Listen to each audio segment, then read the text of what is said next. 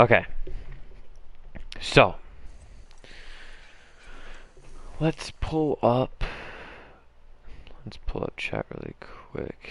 Actually, let me do this really quick, chat, before we get into this post-draft analysis. Let's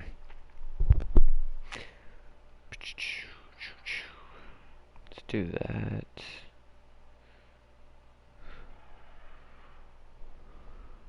One moment.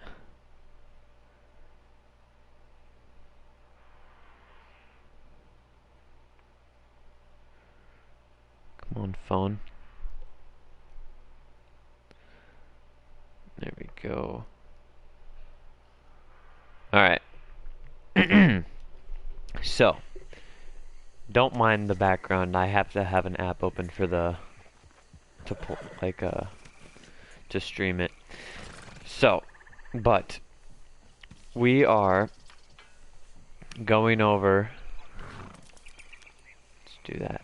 We are going over 1 through 32, and maybe a little bit extra, just because I'm a Vikings fan, I like to.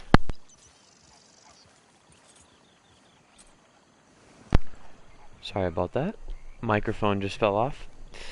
Okay, but I would like to go over the Vikings, a couple of Vikings picks. So, pick number 1, obviously Trevor Lawrence, sound decision maker, natural leader. I mean, really shows up in clutch situations. I mean, he was probably the first round pick, or not first round pick, first overall pick since like high school probably. But yeah, they get their quarterback of the future, just a beast. Pick 2, not what I would have done, but they go with Zach Wilson, the Jets that is. He's got a really big arm. Yeah, he's kind of a 1 year younger, and you kind of wonder about the strength of the schedule and the competition. One sec.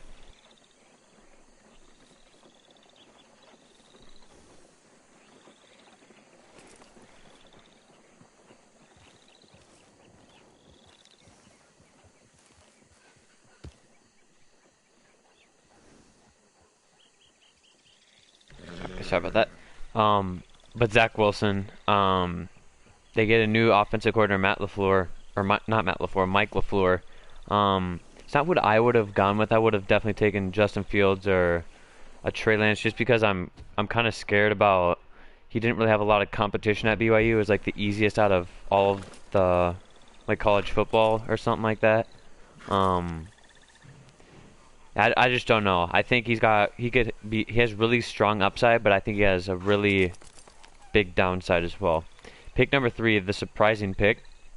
For a while, Mac Jones was projected to go to the 49ers at number 3. Kyle Shanahan's used to playing with pocket passers like Matt Ryan, Kirk Cousins, for example. But I do go with a really high upside in Trey Lance. I think he sits behind Jimmy Garoppolo for a year. I think that's a great pick. 6'4", 225. I think his weight is definitely higher than 225. I think he's closer to like 235 maybe. He's really big build. You like the upside. You really do. Going on to number 4, Falcons take best player available.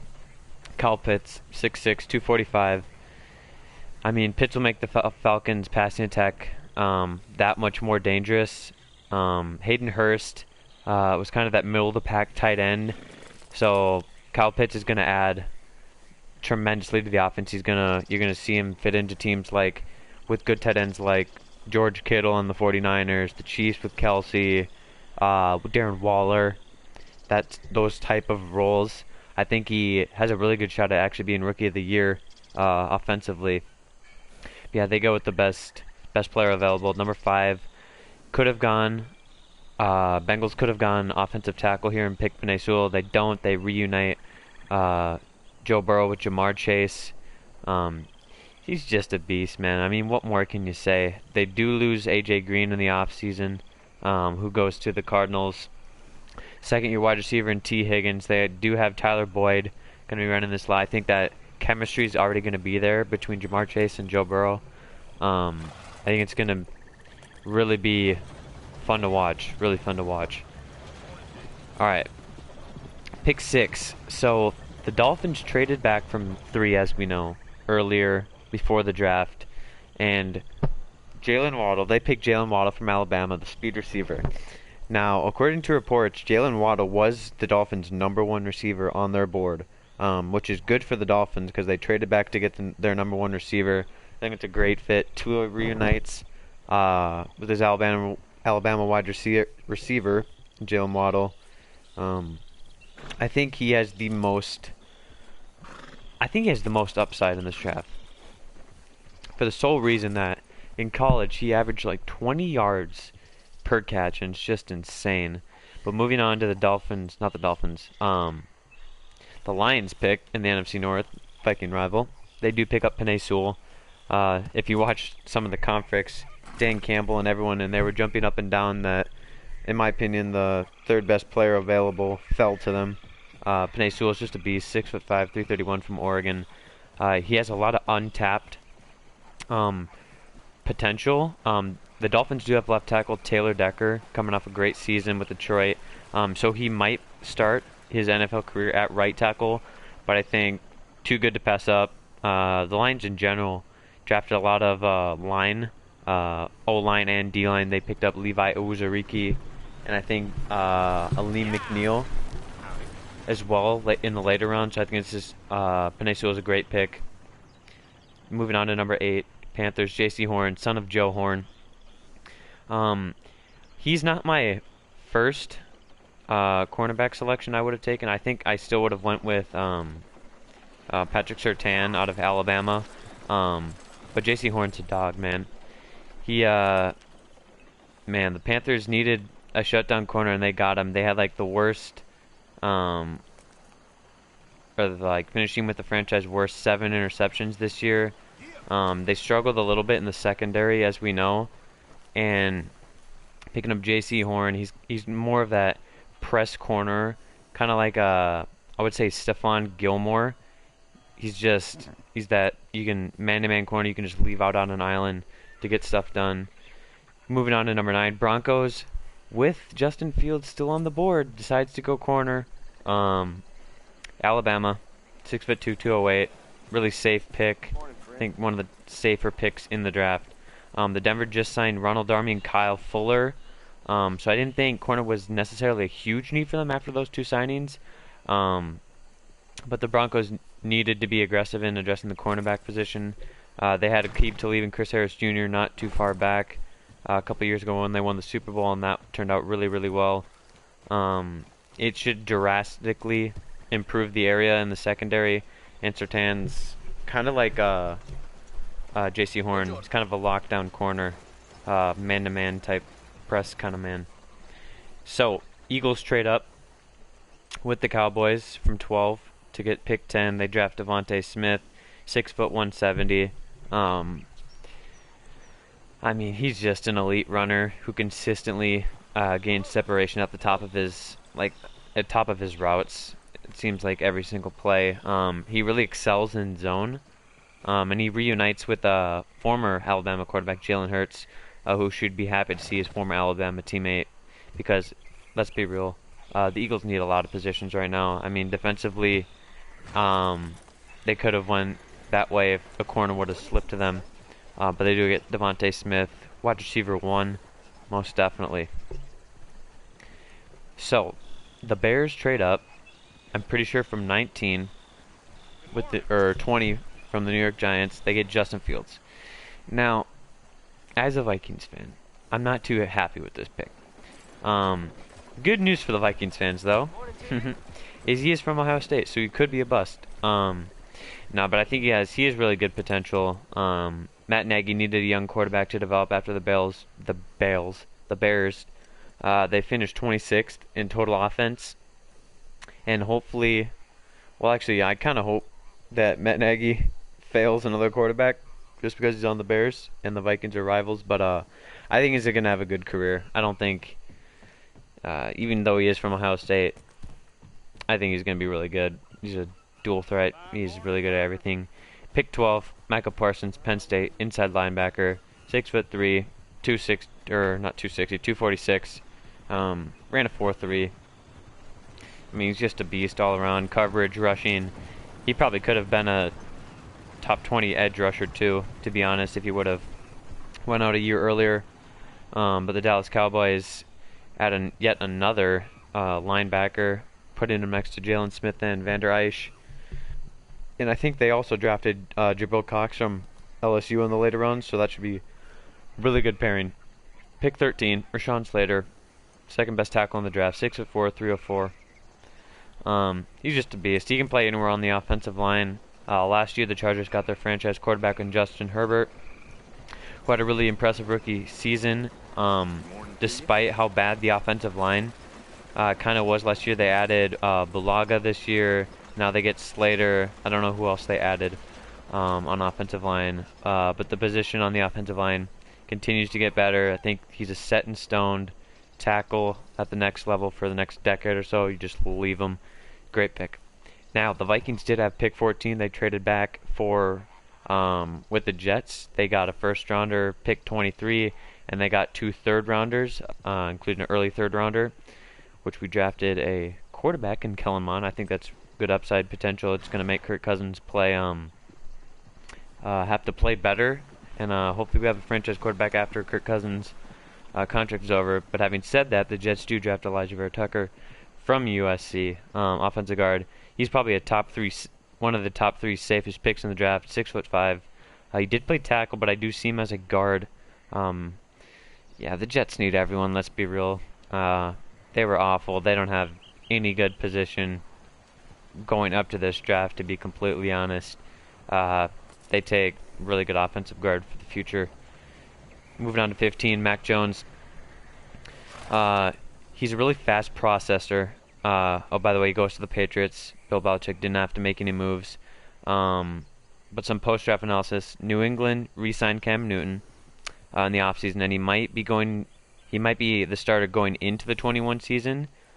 But I don't think the 32-year-old is the long-term answer. Obviously, Jones' ability to recognize favorable matchups and then exploit them really quickly kind of makes him fit into that old-school pocket passer that Bill Belichick has obviously had with Tom Brady for a long time. I know, like, the Patriots culture is like no fun there, but Mac Jones at the end said this is where he wanted to end up all along. I don't know if that's true or not, but Nick Saban and Bill Belichick have a close relationship. I think Mac Jones is going to do fine in New England. Now, pick 16, Zaven Collins, kind of a surprise pick. I think he could have went a little bit later. I had him at my 27th overall prospect rank in the draft. They're getting the linebacking core, that is, and the edge is getting up there in age. I think they bring in a good young linebacker, 6'5", 260 from Tulsa. Great tackler. Can definitely do pass coverage into zone at the next level. I think it's a great pick. He could kick inside or outside depending on where you need him. Now the Raiders. Surprising pick. They pick Alex Leatherwood, who I think is a great tackle prospect. The Raiders did need offensive line and a lot of defensive issues as well. But I think number 17, I had him as my 60 overall prospect in the draft. I think that's way too soon. Would he pay? I mean, Newsome was still there.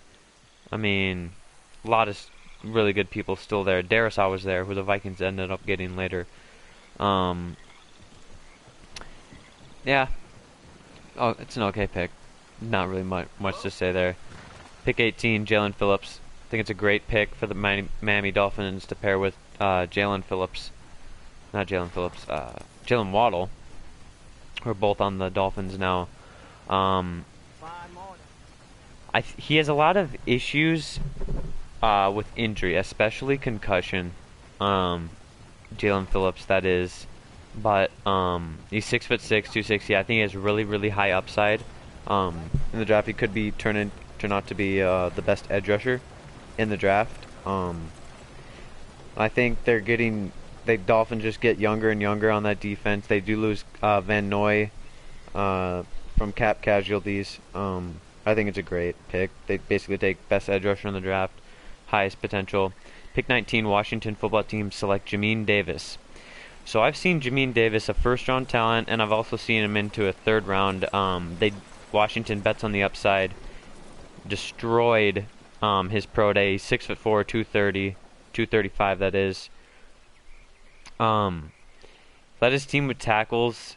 John Bostic did with 118, but the soon-to-be 31-year-old has lost a step. Plus Thomas Davis and Reuben Foster are unsigned free agents.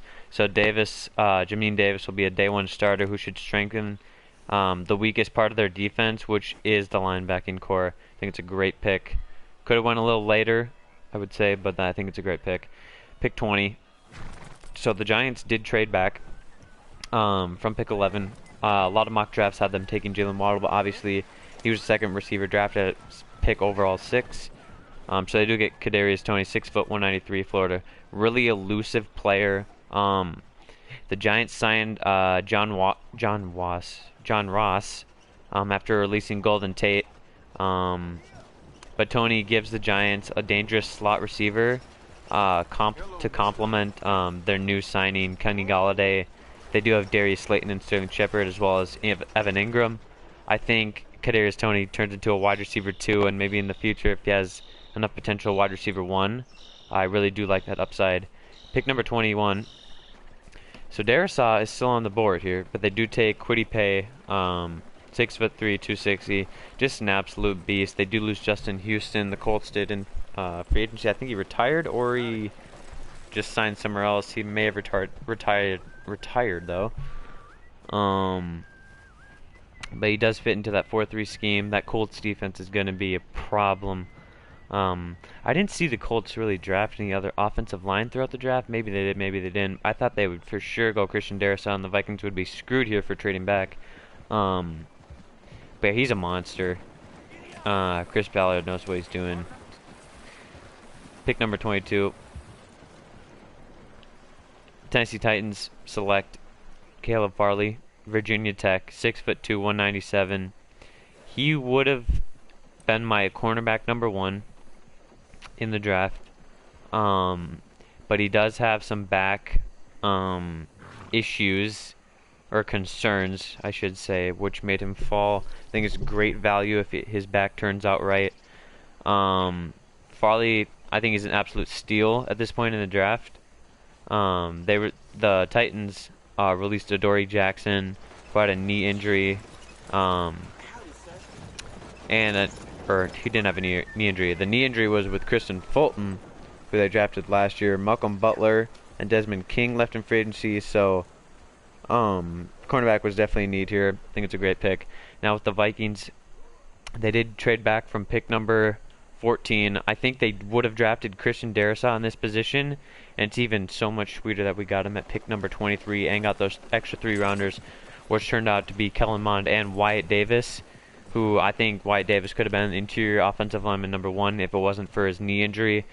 He might have to redshirt for a year. But Christian Darrisaw, 6'5", 322, Virginia Tech. I think he's a top 15 prospect, top 3 offensive tackle in the draft. Great value. The Vikings are filling a pressing need and get a good value here. Darrisaw should take over for the starting left tackle spot. That would have been Riley Reiff if he wasn't released, who signed in Cincinnati. So Vikings offensive line across the board. Left tackle, Christian Darrisaw. Left guard, Ezra Cleveland. Great pick, second rounder last year. Still got Garrett Bradbury at center. Right guard, Wyatt Davis. And Brian O'Neill at right tackle. I mean, low-key, Vikings got a really solid offensive line. Probably top 5 offensive line in the league now, with the addition of Christian Darrisaw and Wyatt Davis when healthy. But moving on to pick number 24, Najee Harris, 6'1", 230, Alabama. RB1 or RB2 in the NFL draft, depending on if you like ETN. They really have different styles, I would say. Najee Harris more of a power back, but this fills a need. As James Conner signed with Arizona, and Pittsburgh averaged the fewest yards per carry in the NFL last year. Definitely a big need. I could see them going offensive line in this, but they didn't. They get their running back of the future, Najee Harris. And the next pick, running back again, Travis Etienne, Clemson, goes to the Jaguars, pairing up with Trevor Lawrence. The duo's back in town in Florida. The Jaguars found a diamond last year in undrafted rookie James Robinson, but I think he could continue to play a big role still. But Etienne's a good fit, and I honestly fits the scheme better. He's also a really good receiving back. I see him as Raheem Mostert comparison, kind of that one cut and just gone. He's got blazing speed, just like Mostert. Or Mostert, however you say it, from San Francisco. Pick number 26, Greg Newsome, cornerback 4 in the draft, Northwestern. Really, really fast corner. Yeah, the Browns just building up that corner class again and again. They do have Denzel Ward. Greedy Williams, I mean, hasn't reached his full potential just yet. I think there's a long way to go with that. But I do think Greg Newsome's a really safe pick, good pick. Bears got not the Bears. The Browns got a lot of good players though in this draft. A lot of like players that slid back. But moving on to pick number 27, Rashad Bateman from the University of Minnesota Gophers. Goes to the Ravens. 6'2", 190. He's just a beast. Or 6'2", like 200 pounds probably. He's outside the numbers type player. I think is gonna fit right next to Marquise Brown and who's their tight end? Mark Andrews. It's gonna be great for Lamar Jackson. Just because Lamar Jackson has been having issues throwing the football and developing that arm. Ravens did sign Sammy Watkins in free agency as well. Now, a surprising pick for the Saints here at pick number 28, Peyton Turner from Houston. I had him as overall grade as a 73, prospect grade, that is. The Saints did lose Trey Hendrickson in free agency. I mean, but you got so many better players on board. I mean, Gregory Rousseau, Tryon, Azeez Ujulari. I mean, Carlos Basham Jr., for that matter. I think it's just way too early.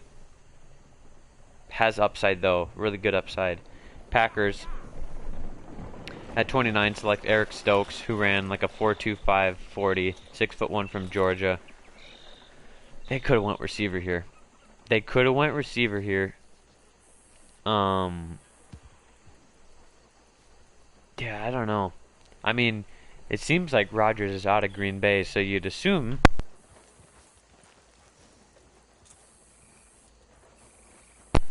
Sorry about that. Microphone fell, or controller fell. Howdy,